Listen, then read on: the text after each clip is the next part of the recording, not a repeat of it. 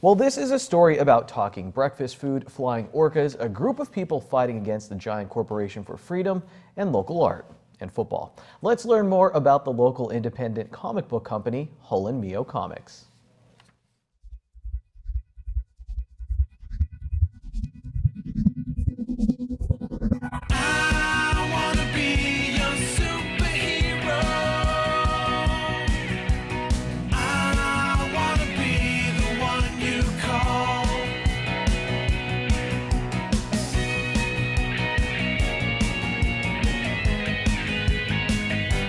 Like many kids growing up in Schuylkill County, Austin Miorelli played football. Unlike most kids growing up in Schuylkill County, he created a comic about the sport with one of his buddies called Fifth and Long. That buddy is Ethan Hull, and the two of them started out as opponents on the football field. Hull was playing for Lehighton, and Miorelli was playing for Tamaqua. It was a kick return. It was the opening kickoff of the game, and we were sitting talking. We were in the library in 8th grade when we were in school together, and I was like, the only thing I remember in the Lehighton game was on the opening kickoff, I just ran into this kid. And he was sitting there, he was like, you know what? And there was a game where some kid just slammed into me. And he's like, wait, it was Tamaqua. Hang on. And POW, a partnership was born. Actually, it started later when Hull transferred to Tamaqua Area High School, and the two of them began creating comics for the school's Blue and White magazine. Miorelli wrote the stories, and Hull drew them up. One of their creations became super popular. It was about a superhero breakfast food named Waffle Man. The only reason Waffle Man exists is because I was sitting in lunch when I was a junior in high school, and I said, I don't know what to draw. And someone told me, draw a waffle. And I drew a waffle superhero, and it just kept going from there. That was 5th period, and by 6th period, it was Waffle Man. By 7th period, it was Willy Waffle and the Lunch Bunch. By 8th period, it was Waffle Man and Pancake Pete.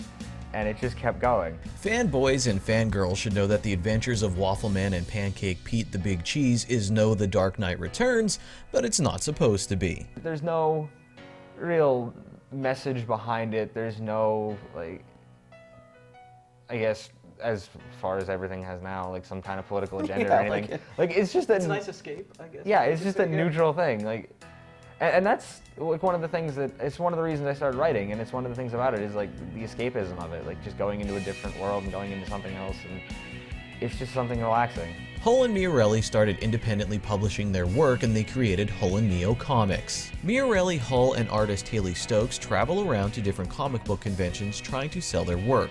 Miorelli admits that they usually just break even, and they're still looking for their breakthrough in the industry, but they do have some fans. The one that sticks out, I was at Garden State Comic Fest in New Jersey, and I was in Atlantic City, and a family came in, and they bought Waffle Man, and you know, we didn't think much of it. And then they came back, and they were like, we want to buy the other two, and because I have 3 books that we sell at cons, and they were, we want to come back and we want to buy the other 2. We love Waffle Man. You know, we were reading it, we were over there in the restaurant in the hotel, and we were doing voices for every character, and you know, we just love this. Is there any more Waffle Man that we can get? How long will it take us to get Waffle Man? Where else can we get Waffle Man? Like, every now and again, we'll get people that come back and just absolutely love it. I had one guy at the other convention was paging through it, and he was like looking at the different characters and stuff, and he got to the end of it, and he was like, Johnny Cheese. You know what you guys got to do? Trademark Johnny Cheese. Start selling T-shirts. I love Johnny Cheese. Have you done that yet? Not yet. Haley Stokes is from Cursona, and she grew up loving art. I mean, I've been drawing since I can remember, when I was like 3 years old, just scribbling with crayons and like little doodles, and you know, that's not art, but I think every kid's an artist, and it's just whether or not you stick with it or not. And I didn't really get serious about artwork until about middle school, and I started joining more clubs and meeting people that were doing art, and I was like, you know what, I really enjoy this. I was never the athletic person. I tried every single club, and I just kept failing. And art was like the one thing that I just connected with more than anything. What were you the worst at? Sports, by far. Is there a particular sport you were terrible All of them. It seems like Stokes always saw art being part of her life. Currently, she's a studio artist at the Walk-In Art Center in Schuylkill Haven. What she didn't see coming was Waffle Man and Pancake Pete, or Austin Miorelli and Ethan Hull. Miorelli was looking for someone to bring some realism to Hull and Mio Comics. He found Stokes, and she found one of his stories buried among many others. Rebel Dawn is a little different from Waffle Man. I guess the best way to describe it is it's a dystopian story. Okay. And as kind of indifferent to what a lot of dystopian stories are. Instead of it being some authoritarian government ruling over everything, it was a free society, but freedom was hijacked because one company bought everything up and kind of monopolized everything.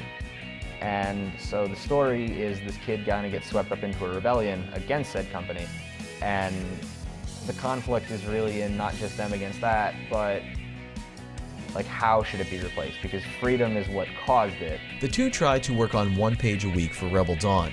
Miorelli includes art with his stories, and he gets all of that to Stokes. She digests it and pencils the page. Both of them go over that, and then Stokes inks the work, and eventually, poof, you get a comic book. The city is almost literally black and white. Yeah, This is the rule and this is how it goes. And you know, the characters want to break free from that, and also it makes them stand out a little bit more, and you know, they want to break off from all the control. But you know, like Austin said, is freedom really what they want? Is that a good decision? Miorelli is working on turning another one of his creations with Hull, Astromax, into a video game. Even with all of this effort, he knows that he may not make a living making comic books, so he's in school studying sports administration. But he doesn't plan to give up his dream anytime soon, and he's also looking to inspire others in the community.